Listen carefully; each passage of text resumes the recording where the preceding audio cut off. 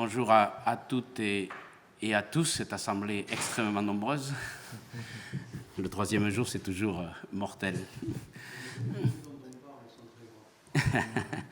Voilà, donc peut-être on va juste, avant de démarrer, on se représentera un peu après, mais dire qui on est. Donc moi je suis Pierre Torrente et... Moi je suis Domitien Détry, voilà, directeur de l'Agence des Pyrénées. Voilà, donc ce qu'on vous propose, c'est une petite intervention à deux voix. Donc maintenant, je vais me présenter un petit peu et donner le tempo un peu de la présentation. Donc moi, je suis Pierre Torrente, je suis à l'université de Toulouse-Jean Jaurès, mais je suis là au titre de président de l'association Transition des territoires de montagne, qui, avec Mountain Wilderness, a eu l'occasion d'organiser les états généraux de la transition du tourisme en montagne, dans le cadre de la SUERA, donc qui est la stratégie de l'Union européenne pour la région alpine, et qui se sont déroulés le 23 et le 24 septembre de 2021. Et dans ce cadre-là, et c'est c'est la première avancée dans notre débat, c'est que les acteurs des Alpes ont très vite, quand on a commencé à préparer, on dit si on veut penser la montagne de demain, on ne peut plus penser la montagne seulement entre nous, le massif alpin, on doit associer les autres massifs. Voilà, donc ça, j'allais dire, c'est une grande première. Parce que d'habitude, on a quand même une tendance à avoir d'abord le massif alpin qui décide et les autres massifs qui font la même chose. Voilà. Donc ça, c'est pas neutre et c'est pas de l'ordre de l'anecdote parce que une fois que j'ai dit ça, de l'autre côté, il y a des pouvoirs publics et puis des hauts fonctionnaires qui travaillent sur cette question-là, et notamment en haut lieu. Et aujourd'hui, c'est pas simple. C'est que par moment, c'est compliqué de discuter sur la transition des territoires de montagne, et quand en face, il y a une lecture assez urbaine du phénomène et une lecture assez alpine du phénomène. Voilà. Donc la montagne, ce sont des stations de ski et puis point final. Voilà. Et pour s'amuser, il y a d'autres choses. Voilà, des produits de terroir, du tourisme de nature, etc. Mais ça, c'est juste pour l'anecdote. Voilà. Donc, l'intervention d'aujourd'hui, on va la scinder en deux fois. Je vais vous faire un petit bilan des états généraux et puis peut-être quelques éléments de réflexion. Et puis, Domitien présentera ce qui s'est passé dans les Pyrénées. Et on va essayer, il va falloir qu'on se discipline parce qu'on est assez bavards l'un et l'autre, mais pour laisser place au débat et à l'échange. Alors, c'est moi qui fais. Alors, avec celui-là, là, voyons. Droite, oui. Oui, oui. C'est ce que je fais. Ah, celle-là. Oui. Voilà. Alors, ces états généraux, juste une construction, je crois, un petit peu originale. Vous savez, quand on réfléchit sur des sujets, la difficulté que l'on a, c'est comment on fait. Donc, il y a la tradition, c'est qu'on réunit les acteurs et quand on réunit les acteurs, ça a un avantage. Et là, on en est bien placé, enfin, même si je suis là qu'aujourd'hui, mais j'ai suivi les réseaux sociaux, je sais que depuis 3 jours, ça phosphore dur et ça bataille dur et ça ferraille dur pour faire avancer les choses. Mais il n'empêche que le maillon faible de ce type d'organisation, comme on y a été confronté aux États généraux, c'est que globalement, c'est toujours les mêmes qui sont là. Voilà. C'est toujours les mêmes et d'ailleurs, on passe plus de temps à se saluer parce qu'on se connaît tous et que, voilà, donc ça, c'est un avantage, mais c'est un inconvénient, c'est qu'il y a aussi d'autres acteurs qui, pour des raisons X et Y, n'ont pas accès, pour des raisons d'emploi du temps, pour des raisons, je le dis, de timidité, pour des raisons parce qu'ils ne sont pas dans les bons réseaux, etc. Donc ce qu'on a essayé de faire avec les États généraux, c'est un gros travail en amont de cette manifestation et un gros travail pendant, et on est en train d'entamer le travail après. Et j'y reviendrai. Alors, juste quelques chiffres, et je ne vais pas vous embêter avec tout ça, mais quand même, la montagne s'est réunie le 23 et le 24 septembre. Vous voyez le chiffre, ce n'est pas pour faire le malin, mais 3200 personnes inscrites. Voilà, ce n'est pas non plus une réunion entre 3 copains, quoi. Il y avait un peu de monde, et surtout, on avait, il faut le décomposer, en 2000 qui ont participé le 23-24 et 1200 personnes qui étaient, donc 2000 étaient présents sur la plateforme du 23 et du 24 et 1200 étaient répartis sur 29 territoires. Donc ça fait quand même du monde qui bosse et ça c'était vraiment l'enjeu, donner la parole au territoire. Et avec une modalité et qui a bien fonctionné, c'est que tous les débats qui ont été sur les territoires se sont faits hors retransmission pour laisser la parole libre, parce que vous le savez, quand on sait qu'on est enregistré, quand on sait qu'on est diffusé, on ne dit pas forcément la même chose, et d'ailleurs dans les deux sens. C'est parce que par moment, on fait un peu d'exhibition en faisant le show, et puis d'autres fois, on ne dit pas parce qu'on se dit, voilà, je ne sais pas trop si je dois dire. Donc ça a bien fonctionné, et ça a été souligné par tout le monde. Les gens ont pu s'exprimer, et on a été, alors j'allais dire pas agréablement surpris, parce que moi, je n'ai pas de doute sur la volonté des acteurs de chercher des solutions et d'aller de l'avant, mais il y a eu du travail, on est en train on a pris un peu de retard parce qu'on est en train de dépioter là tout ce qui a été fait, waouh, il y en a des montagnes, voilà, c'est le cas de dire, donc on essaye de le mettre en forme et on prend un peu de retard. Ensuite, bon voilà, quelques chiffres, plus de 200 exposants intervenants, voilà les massifs qui ont été mobilisés autour d'un travail sur les Alpes, donc des 29 ateliers territoriaux, et puis on a eu, donc là on met 50 initiatives de transition du tourisme identifiées avec des critères qui ont été largement discutés et pilotés par le LABEX ITEM de l'Université de Grenoble, si vous connaissez. Mais on a eu des candidatures, on en a eu, il me semble, plus de 300 candidatures de gens qui ont dit nous, on a une expérience de transition, on aimerait bien être retenus. Donc là aussi, on est en train de voir comment on va capitaliser toutes ces initiatives de gens qui se sont mobilisés. Alors, juste là aussi, c'est pareil, très vite, le programme, donc 2 jours, il y avait des conférences en plénière, je veux dire, là, on n'a rien inventé, des conférences en plénière, des ateliers thématiques et des conférences partenaires qui ont pu se dérouler et les ateliers qui ont eu lieu. Voilà, donc vous le verrez et je vous dirai comment y aller. Tout ce matériau est disponible. Voilà, donc la technologie et le numérique, des fois, ça a des inconvénients, mais ça a aussi un avantage, c'est qu'on peut capitaliser très vite tout ce qui s'est dit, puisque hormis les ateliers, tout a été enregistré, il y aura une restitution. Voilà, juste pour vous dire les principaux partenaires qui se sont mobilisés sur cette opération. Alors, c'était intéressant, ça avait juste un inconvénient, c'est qu'il faut le gérer, tout ce petit monde, voilà. Parce que chacun a envie de trouver sa bonne place, mais quand même, alors, nous, on est mal placés, je pense, dans les Pyrénées, parce qu'on ne vit pas ça, mais en haut lieu, dans les Alpes, tout le monde s'est dit, c'est un moment historique, on n'a jamais vu tout ce monde autour de la table. Alors, c'est vrai que, très concrètement, quand on a fait le lancement à Métabier au mois de mars, et que vous avez France Nature Environnement à côté de Domaine Skiable de France et qu'ils disent on enterre la hache de guerre et on travaille ensemble, bon, on se dit, voilà, après, une fois qu'on a dit ça, il faut maintenant passer aux réalisations. Mais quand même, ça a bien fonctionné et il manquait personne. Et juste pour la petite histoire, il y avait le secrétaire d'État à la ruralité qui est venu au lancement et le secrétaire d'État au tourisme, dans un premier temps, a dit non, moi je ne viens pas. Bon, ok, donc je ne viens pas. Et puis, 2 jours avant, enfin, quand vous connaissez le fonctionnement, 2 jours avant, comme on dit, branle-bas de combat, le secrétaire d'État au tourisme me dit non, mais moi, je veux absolument être là. Voilà. Donc, tout a changé. Il est venu.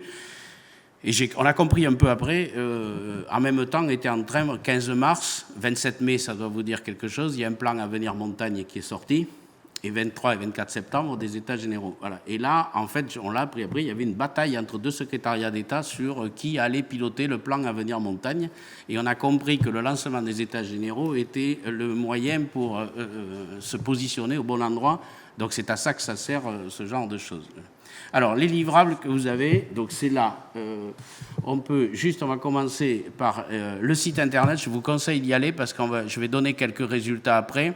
Mais si vous voulez aller tout voir, voilà, vous allez sur le site et vous voyez en bas, vous pouvez vous inscrire pour accéder au replay, et c'est toujours ouvert. Hein, et vous pouvez aller chercher tous les replays de l'événement. Ils y sont tous sauf les ateliers. Il y a un matériau considérable. Je vous invite à y aller. Voilà, donc on peut revenir. Voilà, c'est juste, vous tapez États généraux, ça marche tout seul. Essayez d'y aller et profitez de ce matériau qui est disponible. Voilà, donc si on revient au... Hop. Voilà, autre livrable, et ça c'est comme ça je vais rentrer dans les premiers résultats. Il y a, et ça c'est pas neutre non plus, il y a eu le rassemblement des acteurs, et j'allais dire en un temps presque record, en 4 jours, l'ensemble des acteurs, on a lancé cette idée, se sont mis d'accord pour dire, ben oui, il est temps d'avancer ensemble et on va signer une déclaration commune. Voilà, donc on peut juste y aller, là vous la trouverez sur le site, et elle a été signée, vous allez voir, voilà, on l'a, donc je ne vais pas vous la lire, vous inquiétez pas, certains l'ont déjà vue, mais quand même, c'est pas négligeable. Dans la déclaration commune, d'abord on peut aller juste à la fin, voir les signataires. Et vous allez voir, c'est intéressant, parce que mon voisin va être content. Juste tout à la fin. Vous allez voir les signataires, juste, voilà, descendez, voilà. Donc, bon, c'est tous les signataires, vous les regarderez. Vous voyez, il y a quand même un peu de monde, et pas que des gens qui s'adorent entendre. Alors, juste pour la petite anecdote, puisque c'est quand même dans le cadre des Alpes, et tout le monde a envie de travailler ensemble, mais quand on a travaillé, donc j'ai piloté cette déclaration commune, et quand on s'est mis d'accord sur le texte, là, on est rentré dans la phase qui la signe. Et là, vous imaginez que le téléphone n'a fait que sonner, et chacun avait le bon argument pour me dire « c'est moi qui dois être le premier ». Alors, ce qui est plutôt bon signe. Donc, on a arbitré en disant ben, « c'est pas grave, on va mettre les ordres alphabétiques des structures ». Et il se trouve que c'est l'Agence des Pyrénées qui est sortie en premier, ce qui m'a valu quelques critiques des Alpes en me disant « c'est un coup monté, tu l'as fait exprès ». Voilà.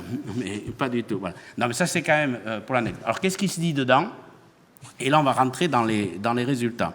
Si on regarde ce qui se passe aujourd'hui dans la transition des territoires de montagne, il y a d'abord une lecture assez complexe à avoir, c'est que, je le disais tout à l'heure, la montagne ne se résume pas à de l'activité ski. Voilà, ça c'est très clair, mais ça ne veut pas dire, quand on dit ça, que l'activité ski doit être négligée, doit être remise en cause, etc. En même temps que l'on dit ça, on le sait, l'activité ski aujourd'hui est pourvoyeur d'emplois. Voilà. Donc, ce qu'on a réussi à faire, et ça n'a pas été simple, je pense, je vous ai dit, on l'a co-organisé avec Mountain Wilderness, c'est qu'il y a tout un discours autour de la montagne qui consiste à dire « halte au ski ». Le ski, c'est catastrophique pour l'environnement, c'est catastrophique pour tout. Voilà. Et puis, il y a le changement climatique qui fait qu'il n'y aura plus de stations. On verra, ce qui est sûr, c'est qu'aujourd'hui, si vous enlevez le ski des territoires de montagne, il va y avoir un certain nombre d'acteurs qui vont avoir du mal à boucler la fin du mois. Voilà. Donc, il faut prévoir la transition. Donc ça, le premier discours, c'est qu'il n'y a plus cette opposition, et on l'a souvent, et j'ai souvent écrit à cette occasion, il n'y a pas le bon tourisme, le mauvais tourisme, il n'y a pas ceux qui font les choses bien et ceux qui font les choses mal, il y a des gens qui font et qui essayent de faire au mieux. Il y a eu une époque, on a pensé d'une certaine façon, on aurait sans doute pensé de la même façon, comment on fait évoluer le système. Ça, c'est le premier élément. Deuxième élément, alors, on a essayé de réfléchir, et dans la déclaration commune, tout ça apparaît, essayer de réfléchir. C'est vrai que tout le monde bataille sur le tourisme 4 saisons aujourd'hui. Alors, parmi les éléments de réflexion, le tourisme 4 saisons, oui, mais je rappelle juste que pour qu'il y ait du tourisme 4 saisons, il faut qu'il y ait des clients pendant 4 saisons. Voilà, donc je ne sais pas si l'organisation du travail en France fait qu'on a des clients pendant 4 saisons. Voilà, donc ça, il ne faut pas l'oublier. Et en même temps, j'allais dire ça à la limite.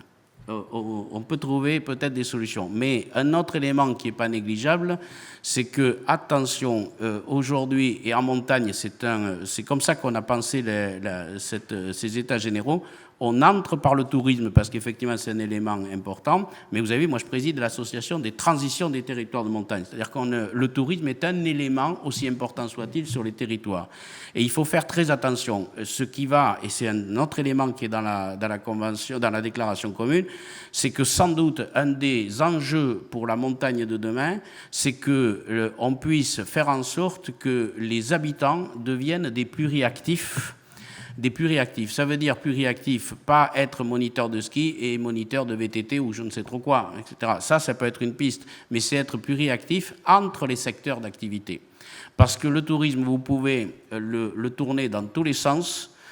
Une fois, c'est une crise sanitaire, une fois, c'est une crise économique, une fois, c'est une crise climatique, et puis une fois, on ne sait pas pourquoi, mais les clients ne sont pas là.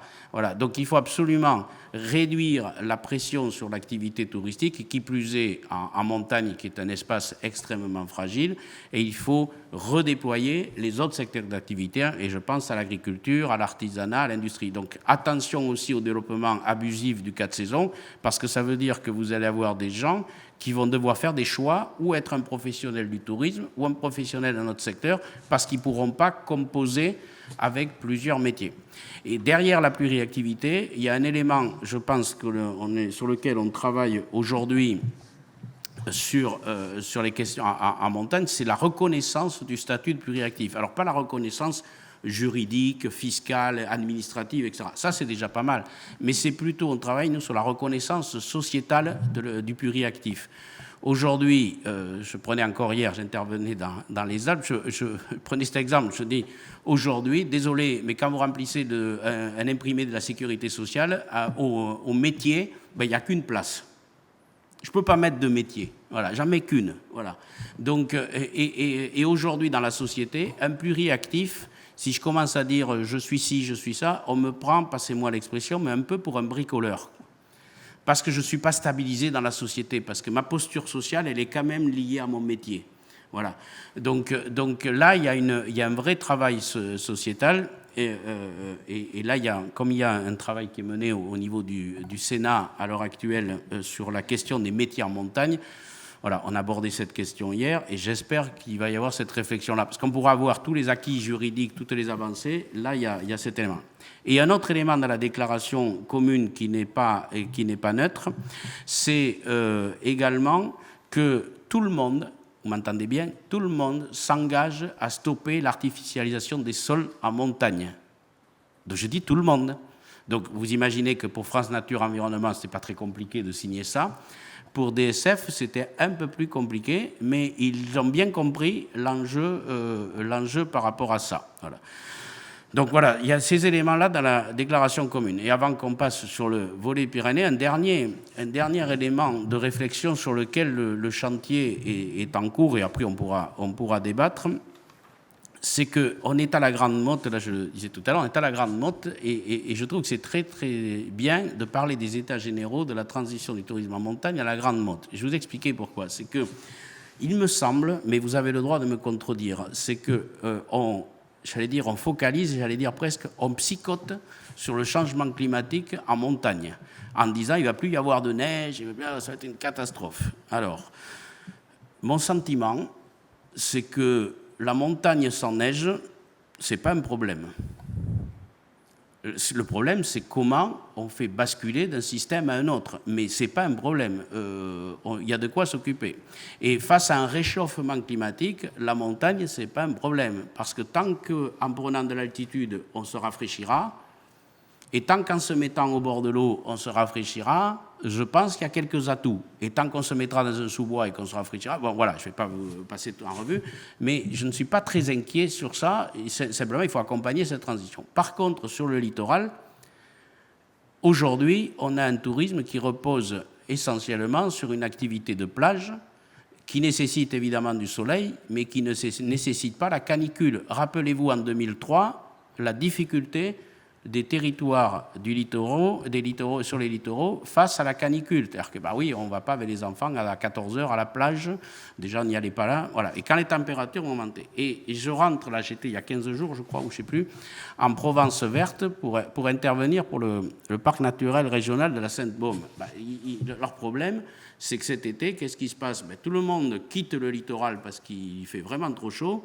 Et je vais vous dire, le premier problème qu'a rencontré le parc naturel régional de la Sainte-Baume, c'est un problème d'érosion des talus des bords de cours d'eau. D'érosion des talus, c'est-à-dire il y a tellement de monde qui se cherche le moindre coin d'eau qui dévalent le talus et ils font effondrer les talus. Enfin, je ne sais pas si vous imaginez l'ampleur du phénomène. Voilà.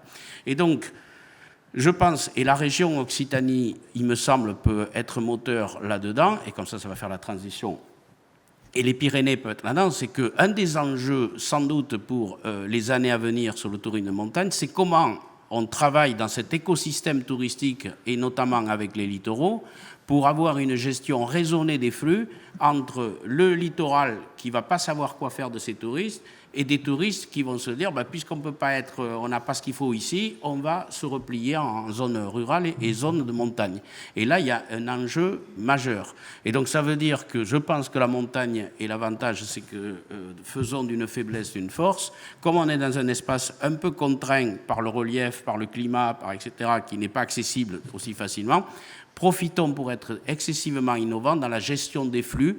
Et ça veut dire que, est-ce que la montagne demain, et je passerai le relais de suite à Domitien là-dessus, mais est-ce que la montagne demain, ça ne va pas être en matière de tourisme, on ne vient plus en montagne quand on veut, mais on vient en montagne quand le territoire le peut nous accueillir. Voilà, ça veut dire qu'il y a une gestion, la montagne et le tourisme ne sera peut-être plus demain accessible quand on veut, mais simplement quand le territoire est capable de l'accueillir. Donc c'est ces chantiers-là que l'on a déployés dans les États généraux.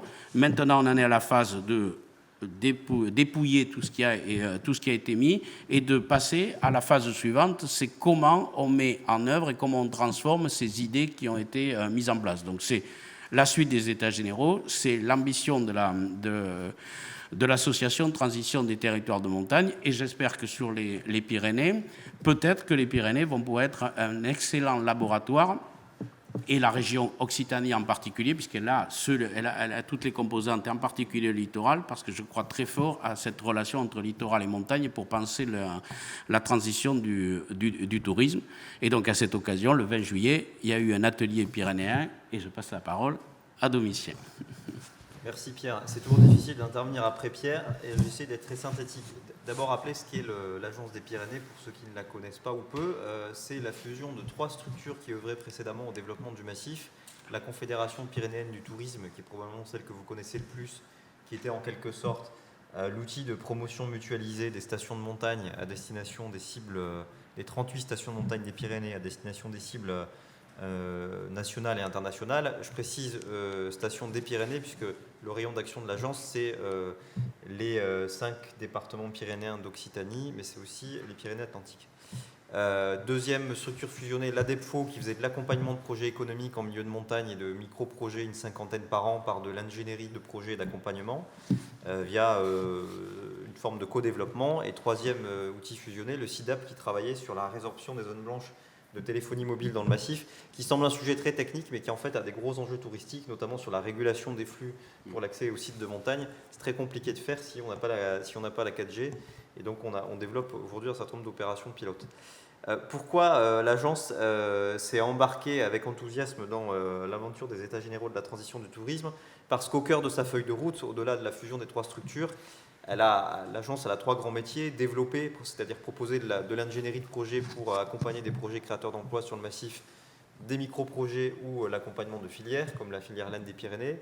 Elle a un deuxième objet qui est valoriser, promouvoir l'image des Pyrénées au national, à l'international, de manière en subsidiarité et par délégation des partenaires que sont les départements, les ADT, les CRT notamment. Et elle a un troisième objet qui est vraiment son fil rouge, qui est préserver.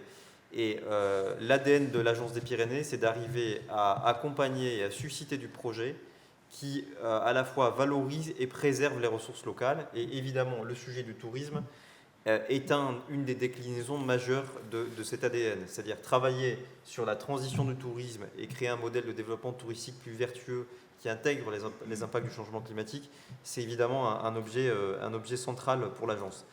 Alors, comment on avance sur un sujet dans les Pyrénées aussi complexe que celui-là, dans un contexte où, dans les Pyrénées comme au niveau national, stations de montagne et acteurs de la pleine nature, pour faire court, se regarder en chien de faïence?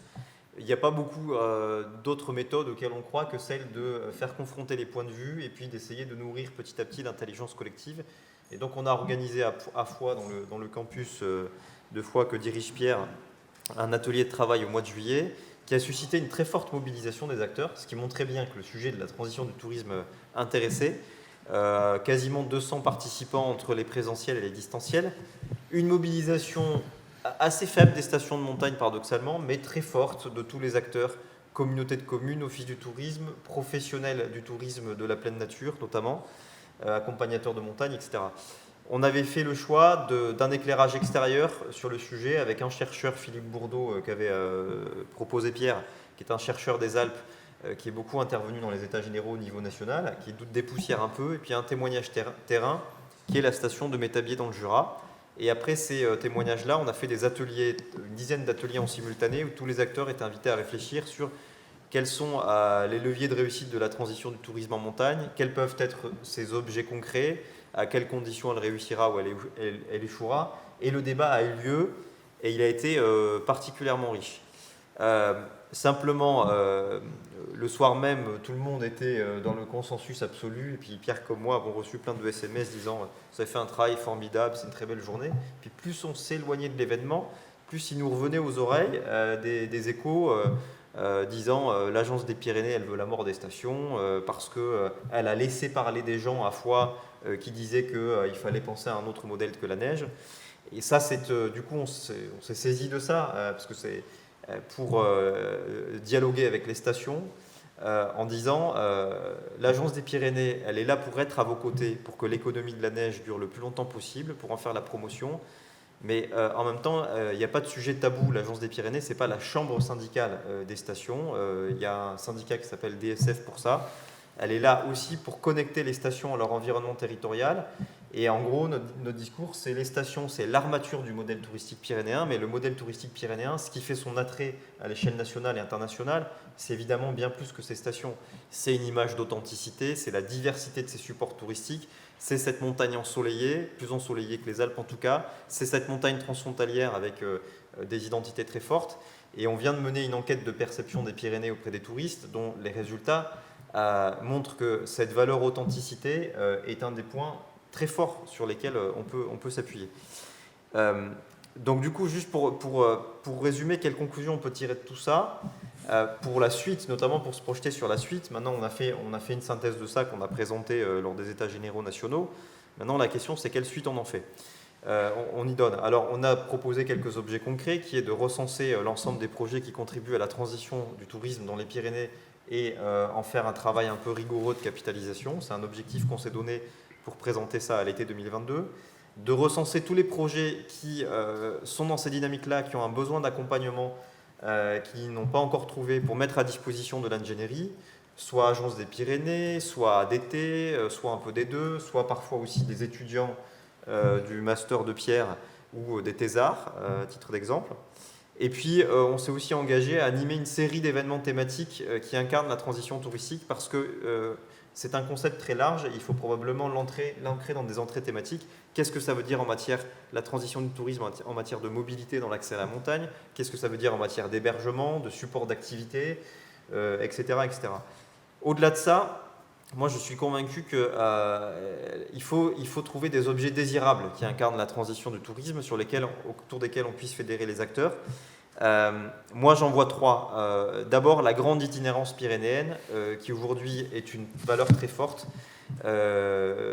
Arriver à fédérer les acteurs autour de d'une mise en tourisme un peu plus forte de la grande itinérance pyrénéenne. La grande itinérance à pied, le GR10 en haut et le GR78 en bas. La grande itinérance vélo avec la route d'école et la route du Piémont pyrénéen, mais aussi les traversées pyrénéennes avec les vallées. Aujourd'hui, on s'aperçoit qu'on est sur ces deux segments à pied et à vélo sur des clientèles essentiellement sportives. On a un gros enjeu à avoir des clientèles plus diversifiées et du coup proposer des itinéraires qui ne s'adaptent pas qu'à des sportifs et arriver à s'appuyer sur la révolution du vélo électrique notamment. Donc cette grande cause de l'itinérance pyrénéenne, à mon avis, est un bel objet de la transition où on puisse fédérer autour de projets concrets sur la transition touristique. Deuxième objet fédérateur, se donner l'ambition de dire les Pyrénées doivent devenir la destination, le massif leader sur l'été. Et dans la perception des touristes, on en est très proche de ça. Maintenant, devenir la destination leader, ça veut dire qu'il faut arriver peut-être à travailler sur les atouts différenciants des Pyrénées l'été, qui nous semblent évidents, mais sur lesquels il faut davantage communiquer. Et notamment, j'en reviens à cette histoire de grande itinérance qui peut être un élément différenciant. Et puis peut-être, alors ça c'est plus subjectif, proposer, se donner un autre objectif, être leader sur l'été. Bon, sur l'hiver, c'est peine perdue d'avance d'être leader puisque les Alpes sont devant nous sans commune mesure. C'est plutôt de proposer une autre expérience de l'hiver, une expérience qui propose du ski, mais aussi d'autres activités et qui s'appuie et capitalise beaucoup sur cette image d'authenticité. J'en veux pour preuve, on a diffusé, on mène une campagne de promo de l'hiver là, qui est sur les télés nationales du service public depuis lundi, pendant 3 semaines. C'est un spot de 25 secondes qui promeut l'hiver dans les Pyrénées. Sur 25 secondes, il y a 5 secondes de ski alpin. Et le reste, c'est d'autres expériences autour de la neige. Et les stations en ont parfaitement convenu. Et surtout, beaucoup nous ont fait des retours en disant votre spot, il est génial, non pas pour les images qu'on donne, mais pour la bande-son. Et la bande-son, c'est des chants pyrénéens. Alors, je ne sais pas s'ils sont béarnais, je crois.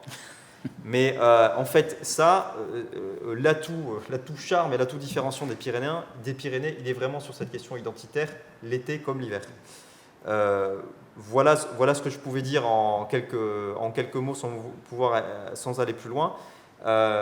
Et dire à titre d'exemple en termes de projets qu'on accompagne, on accompagne la réserve naturelle du Néouviel en lien avec le parc national des Pyrénées pour arriver à faire reculer la part de la voiture, qui a un peu reculé, mais faire en sorte qu'on puisse monter au Néouviel avec des navettes électriques ou avec du vélo électrique, ce qui implique aussi la téléphonie mobile.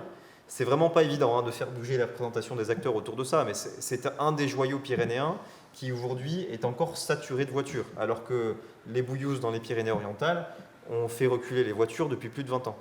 Et on travaille sur une même dynamique autour du lac, de la vallée d'eau et du lac d'eau, parce qu'aujourd'hui le lac d'eau c'est un des sites touristiques les plus fréquentés des Pyrénées. On peut d'ailleurs se demander parfois pourquoi, parce que cette ascension est un peu pénible, elle offre peu de vues, et quand on arrive là-haut, certes il y a une belle cascade et un lac, mais c'est surtout plus haut que ça devient intéressant. Et aujourd'hui, on accompagne les acteurs locaux avec le PNR en préfiguration et la communauté de communes pour là aussi faire reculer la part de la voiture et travailler sur la mise en tourisme de cette vallée pour que ce ne soit pas juste l'ascension au lac d'eau qui soit support au développement touristique, mais aussi la balade du village d'eau jusqu'au lac d'eau et qu'on propose d'autres expériences dans cette vallée qui en elle-même a un potentiel prodigieux. Voilà, je ne serai pas plus long parce qu'il faut quand même qu'on ait quelques moments pour le débat et qu'on va se faire rappeler à l'ordre sinon. Ok, est-ce que ce que l'on a raconté suscite, ou des témoignages d'ailleurs, ou des réactions pour prolonger le débat, y compris pour dire que vous n'êtes pas d'accord? Oui. Rémi Vernier de l'ADT DPO, oui. Directeur de l'ADT DPO. Merci. Ouais. Qui avait 2 ans en octobre, il me demandait ce que j'en pensais, etc. Et je lui disais que peut-être que ce qu'il avait manqué, en tout cas moi je ne l'ai pas vu, peut-être que c'est déjà aussi pour les Pyrénées de définir et d'avoir bien en tête quel est le périmètre géographique de la montagne. Parce que, ça a été dit hier, la montagne, elle tombe dans la Méditerranée. Non, la montagne, elle s'élève depuis la Méditerranée, dans les PO.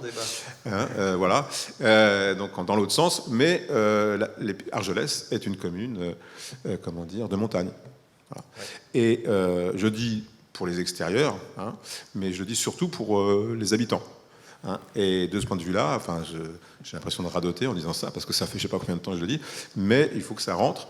Et je pense que déjà, la première chose où je suis, souvenez-vous, dans la Bible, c'est la première question que pose Dieu à Adam. Où es-tu? Avant de lui demander qui il est. Donc je pense que c'est revenir à l'essentiel et de voir ce Y avec l'Aude, le Y à l'envers qui vient de l'Aude, qui vient depuis le Bagnos, etc., et puis qui remonte. Et pourquoi je dis ça? Parce qu'effectivement, on peut parfois regretter que certains acteurs qui sont effectivement dans les Pyrénées ne soient pas suffisamment représentés. Voilà, c'était la première chose. Et l'autre chose, mais on l'avait évoqué notamment en juillet, c'est effectivement de trouver un liant. Et je pense que ce qui a été dit tout à l'heure en plénière sur les présentations, sur la manière de présenter les destinations, etc., on devrait... moi, j'ai essayé d'extrapoler avec le débat sur les Pyrénées, de voir comment on pourrait... Parce que le film, là, en question...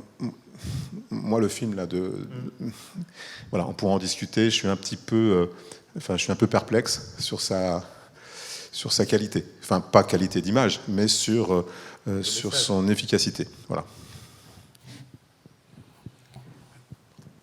Oui, peut-être un élément de réflexion, pas de réponse, mais moi je suis absolument d'accord sur cette idée-là de redéfinir le périmètre pyrénéen, parce qu'effectivement il y a définition comité de massif, ça c'est une chose, et on a vu la bataille pour les équipements spéciaux, chacun revendiquant son altitude préférée.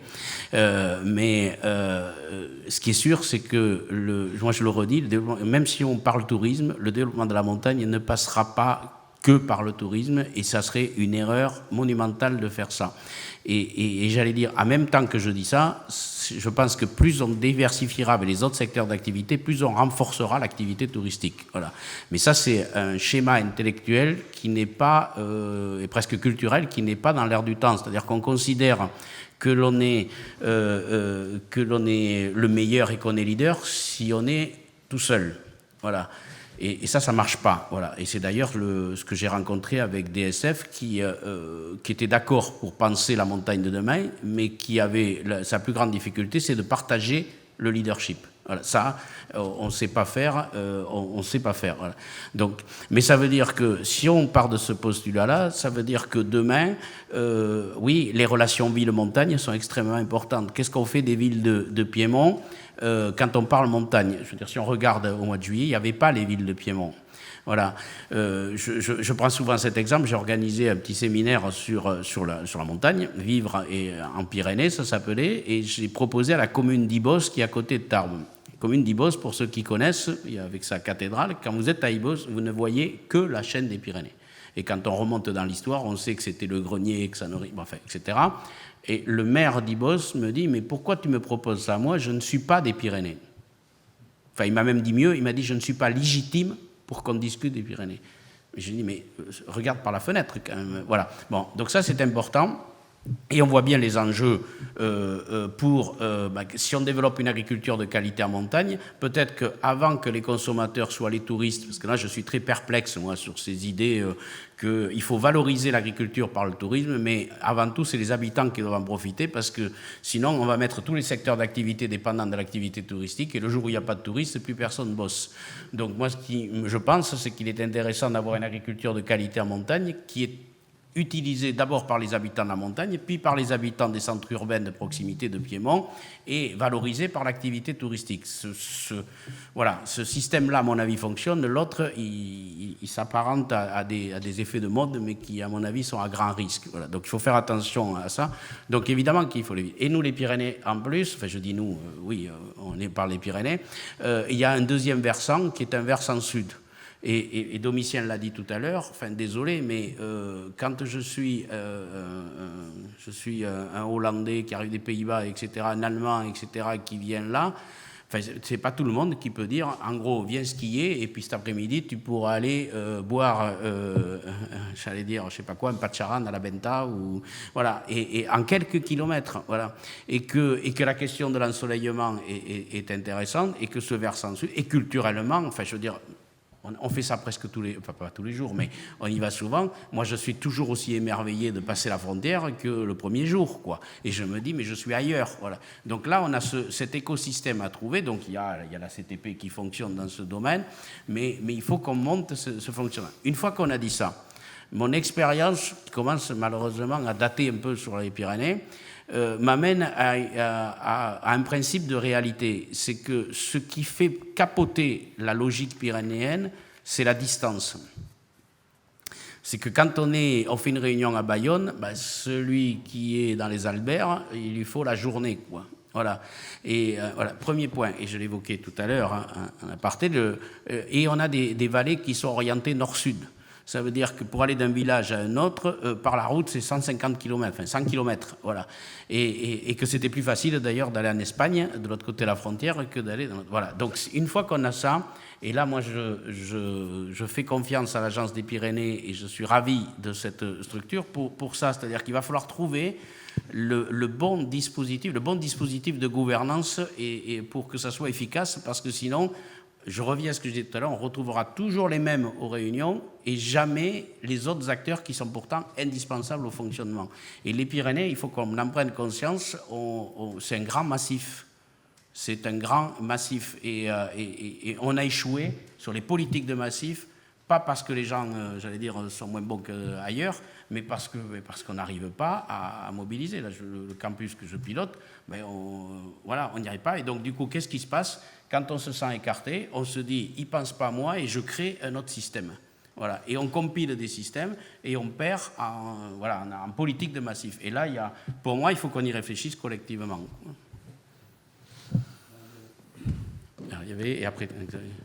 Alors, je sais pas, il nous reste 3 minutes, voilà. Je crois. On s'est fait rappeler à l'ordre. Bon, Fabrice Acker, je travaille pour le service tourisme de la région Occitanie, notamment en charge du thermalisme. Et du coup, vous me voyez venir. Quelle pourrait être la place du thermalisme sur justement ce qu'on vient d'évoquer et la montagne? Thermalisme thermalisme et thermoludique surtout, et bien-être, voilà. Moi, je fais une réponse très synthétique parce que j'avoue pas être un expert du sujet, mais on sent bien que là, il y a un sujet important parce que au départ, la Confédération pyrénéenne du tourisme, qui était un des ancêtres de l'agence, avait été construite pour fédérer les stations thermales. Quand l'économie de la neige a pris le relais, elles s'en sont un peu écartées, n'y trouvant plus d'intérêt.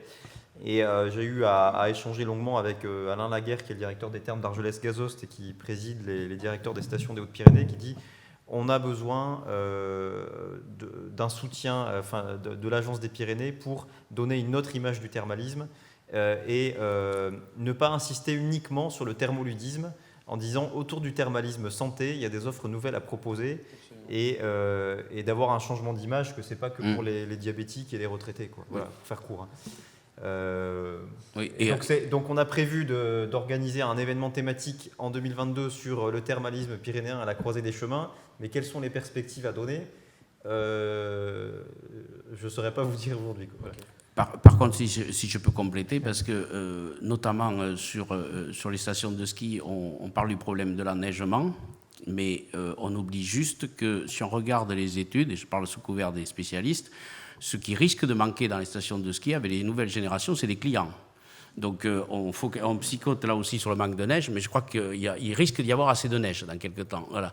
Donc, et pour des raisons, il faudrait un peu de temps là pour les développer. On sait en partie pourquoi, mais les jeunes, il ne leur faut pas que de la neige, il ne leur faut pas que du ski. Alors d'abord pour une question de coût, mais après pour une question j'allais dire, ils ont envie de faire, à la fois ils veulent zapper, puis à la fois ils veulent faire de la nature, ils veulent faire des activités, et donc thermalisme et thermoludisme, à mon avis, il a plus que sa place, et j'allais dire, c'est presque une obligation, parce que sinon on fait tout faux, et je pense que le thermoludisme, d'abord l'histoire nous le montre, a quand même sauvé à une époque en partie les stations, parce que grâce à ça, les gens sont venus, alors que sur l'activité strictement ski, ils ne seraient peut-être pas venus. Donc cet écosystème, il existe, et il est encore plus vrai sur les Pyrénées, parce que c'est quand même une montagne un peu polymorphe, quoi, où les Alpes, c'est la haute montagne, et voilà. Donc là, il y a un certain nombre d'atouts. Donc moi, je ne suis pas inquiet sur le thermalisme et le thermoludisme. Il faut il faut lui redonner toute sa place, mais moi, je n'ai pas trop d'inquiétude.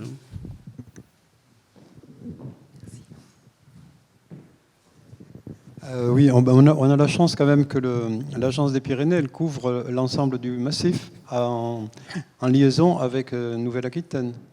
Donc ça, c'est un gros atout, je pense, pour essayer de rendre cette évolution probable qui nous attend prise en main, aussi bien dans les zones les plus basses que les plus hautes. Et ça, c'était quelque chose qui... Aujourd'hui, on n'y réfléchit pas trop, mais c'est vrai que si la neige disparaît, mais on a toujours des pentes. Ces pentes, on peut les couvrir d'herbes. Ces herbes, cet essai, il a déjà été fait à Carmaux, le ski sur l'herbe. Évidemment, c'était quelque chose qui n'a pas duré longtemps parce que il faudrait que ce soit soutenu, que ce soit entretenu, etc. Mais c'est vrai que c'est pas idiot de penser qu'on peut transformer les pistes qui ne sont pas forcément des pistes noires, en faire des packages ou des troupeaux pendant une partie de l'année, et puis la partie de l'année, on pourra faire du ski dessus. Ou avec d'autres moyens que le ski, mais il y a de quoi imaginer dans ce domaine-là. Donc, pour tout ce qui est un peu sportif et un peu, aussi bien en été qu'en hiver, il y a beaucoup de progrès à faire de ce côté-là, mais il faut travailler dessus et créer, quoi. Après, pour le reste, ce que je C'est peux intéressant ce que rajouter. vous dites parce que ça rejoint une remarque que Patrick Laglaise, que vous connaissez, qui est le président de la compagnie des guides des Pyrénées, nous faisait en disant tant qu'on n'aura pas inventé des offres complémentaires qui créent la sensation de glisse en montagne, on n'y arrivera pas. Et donc aujourd'hui, on s'aperçoit que les luges, dès qu'il y en a, elles trouvent un succès fou, même si il ne peut pas s'en développer dans chaque station si elles sont distantes de 5 km. Et donc, la construction d'offres alternatives autour de cette sensation de glisse semble un objet très concret de la transition touristique qu'il faut travailler. Juste à ce propos-là, moi je sais qu'il y a un porteur de projet dans les PO qui voulait faire une station de ski complètement artificielle dans la plaine, avec, paraît-il, une technologie adaptée, avec la possibilité, y compris, de changer la nature de la pente, c'est-à-dire qu'on peut avoir une pente toute simple, ou on peut même en faire un mur de bosse. J'ai cru comprendre que c'était assez compliqué pour lui de le monter. Et juste par rapport aux 4 saisons, moi j'ai entendu des acteurs de la montagne qui disaient, est-ce qu'il ne faut pas, pour la montagne, ne parler que de 2 saisons, voilà, c'est... Et juste une remarque sur la question de la glisse, y compris la question de la neige. Je me projette à 30 ou 40 ans plus tard. Et regardez ce qui s'est passé les 10 dernières années. Je le dis à certains directeurs de station, faites attention de ne pas vous-même vous sacrifier. Je m'explique. Plus on développe de la technologie pour fabriquer de la neige, plus on donne la possibilité, non pas de faire venir les skieurs sur les centres de neige normale, mais puisqu'elle est artificielle, d'amener la neige dans les centres urbains sur des périodes ponctuelles. Regardez les compétitions de biathlon. On va dans le stade de foot de Stuttgart, on construit pendant un week-end un stade de neige où on fait quand même une Coupe du Monde. On ne fait pas non plus 3 copains qui s'amusent. On fait une Coupe du Monde, il y a 30-40 000 personnes. C'est un business qui marche super bien. Et je dis, plus vous allez artificialiser la fabrication de neige, plus vous prenez le risque que la neige descende dans la ville plutôt que la ville monte à la montagne. Voilà. Donc je leur dis, après, ils en font ce qu'ils en veulent, mais je crois qu'il faut faire gaffe.